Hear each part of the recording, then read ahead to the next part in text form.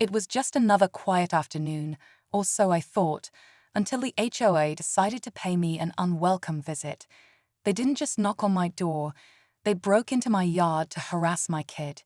It all started when my son was playing outside, enjoying his afternoon in the backyard. What should have been a normal, peaceful day quickly turned into a nightmare. Out of nowhere, these people, who I've never seen before, started yelling at my child and taking photos of the yard, telling him to get inside. I couldn't believe what was happening. As a parent, I'm sure you can imagine the panic. But what they didn't know was that I wasn't just some regular homeowner. They had no idea who they were dealing with. You see, I'm an ex-Secret Service agent. I've worked with US presidents, protecting them from some of the most dangerous people in the world. And that kind of training, it doesn't just go away. I immediately knew something wasn't right. So I confronted them, but their response was as ridiculous as it was aggressive. Little did they know, they'd picked the wrong person to mess with. What happened next? Well, let's just say things escalated fast. Stick around to find out how the situation played out and how I used my experience to handle this HOA nightmare. At first, I stood there frozen, just trying to process what was happening. Who in their right mind thinks it's okay to invade someone's private space like that? I had no idea why they were targeting my kid, but I knew this wasn't just some random visit. These people had a clear agenda, and it wasn't about the lawn or the fence like they claimed. I remember seeing one of them take a picture of my son, and that's when I snapped out of it. I walked out to the yard, trying to stay calm, but my military instincts kicked in. I knew I had to assess the situation before I did anything crazy. These people were acting with authority, but they didn't have any legal right to step on my property like this. I've been trained to stay cool under pressure, but this wasn't just about me anymore. It was about protecting my family. I called out to them, asking what the hell they were doing on my property, but they didn't seem intimidated.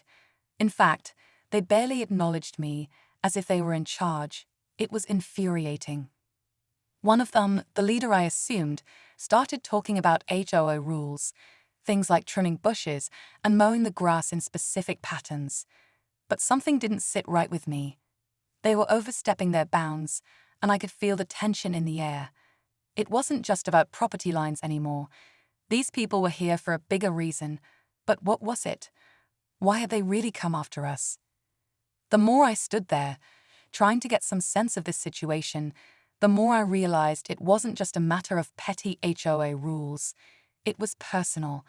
The way they kept eyeing me, almost like they knew something about me, something I hadn't shared with anyone around here. My mind raced. Had they somehow found out about my background? Were they trying to provoke me? I kept my composure, but inside, I was boiling. I took a deep breath and asked again, "What's this really about? Why are you here?" The leader looked at me, almost as if sizing me up. Then, in a tone that felt more condescending than I expected, he started talking about enforcement and community standards, but there was a clear edge to his words. He was baiting me, trying to get a rise out of me. I glanced at the others, the two who'd come with him. They were standing a few feet back, acting like they were just there to observe. But there was something off about them too. One of them kept glancing around, almost as if they were expecting someone. I felt a chill run through me. What weren't they telling me? Just then, my son peeked through the window. He looked scared, too scared for a kid his age. It broke something inside me. I wasn't just going to stand there and let them intimidate him, but I also knew I had to be strategic. I turned back to the group and said, "You want to talk rules? Fine, but let's do it inside where things are a little more private." That wasn't my first instinct, but I needed to buy myself some time, figure out what these people really wanted, and maybe, just maybe, get them off my property before things escalated further. The leader looked at me for a long moment, like he was trying to decide whether to take me up on my offer. The silence stretched between us, thick with tension.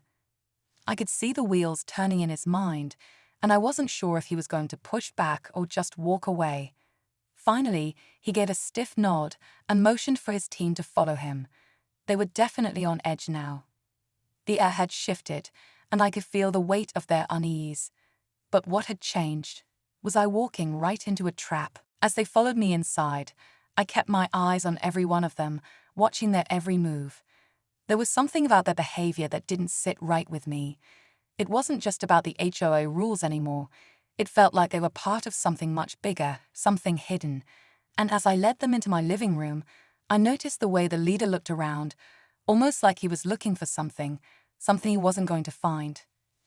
I kept my distance, knowing full well how to read people under pressure, and that was when it hit me. They weren't here for the yard. Suddenly, the hairs on the back of my neck stood up. I turned to face them, suddenly more aware of the entire situation. What's going on here? Who are you really? I asked, my voice low but firm. The leader smiled, but it wasn't a friendly smile. It was the kind of smile you give just before you reveal something big. My gut told me I was about to find out why they were really here. But just as I braced for whatever was coming next, I heard the doorbell ring. It was one of those moments where everything stopped. The leader's face froze. The others shifted nervously.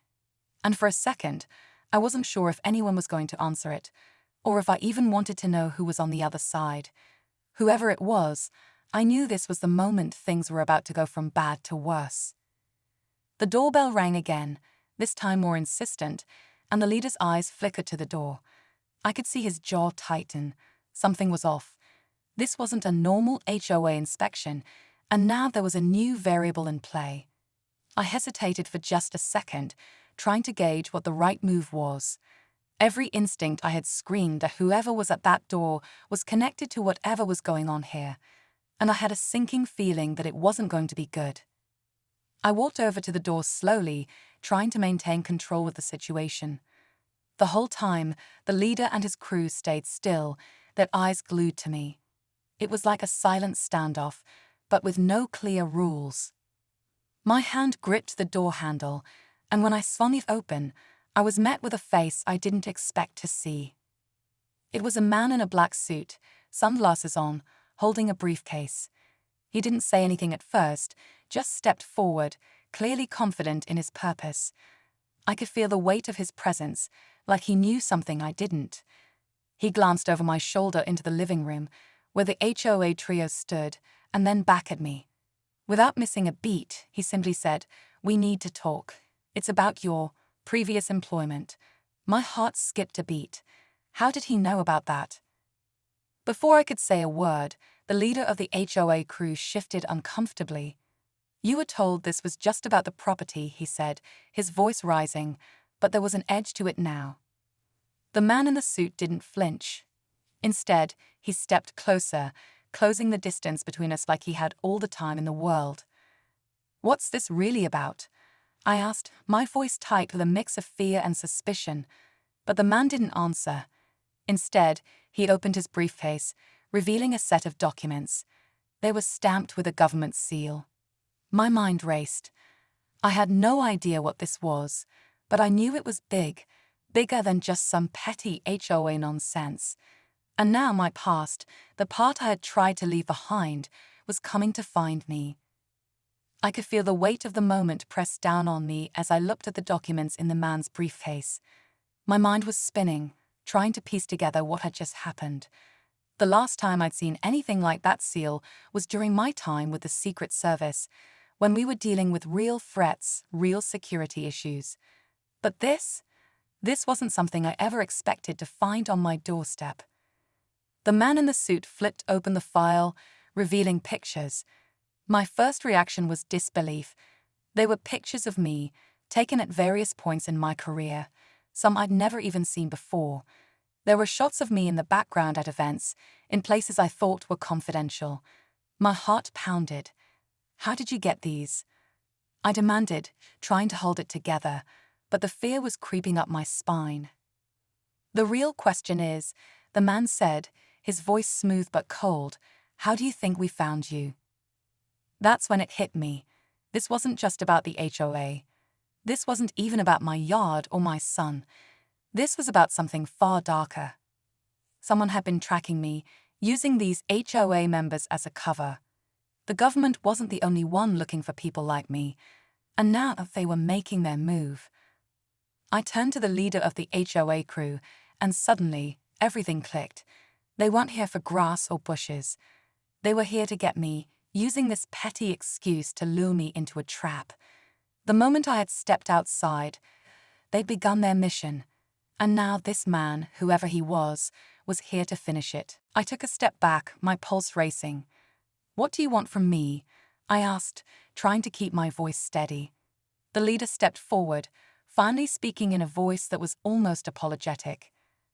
"We're sorry it had to come to this, but you've been compromised, and we need your help with something much bigger than you realize." Before I could respond, there was a sharp knock at the door. The man in the suit stiffened. The leader's face twisted in fear. I turned, confused, and swung the door open once again. Standing there was a second man, wearing the same black suit, but this one was holding a set of blueprints. He stepped forward without saying a word, just handing me the papers. As I glanced down, the shock hit me again. These weren't blueprints for my property. They were blueprints for the very place I thought I'd left behind. The government wasn't the only one hunting me. There was someone else, someone with far darker intentions, and they were closing in. The real game was only just beginning. As I stared down at the blueprints, my mind raced. This was it, the final piece of the puzzle. I had known my past would catch up with me eventually, but I never imagined it would be this way, wrapped up in a twisted web of deceit, government secrets, and dangerous people lurking in the shadows.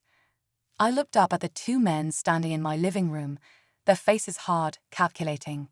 The leader of the HOA group gave me a look of resignation, as if he knew what was coming next. "You're not the only one who's been compromised," the man with the briefcase said quietly, stepping back. "There are others, and they're getting closer. This is bigger than any one of us." I clenched my fists, realizing the depth of the mess I'd walked into. I had spent years trying to escape my old life, trying to protect my family from the dangers I had known firsthand. But now it was clear that my past wouldn't let me go so easily. "Help us," the leader said, his voice urgent now. "We can stop them, but we need you."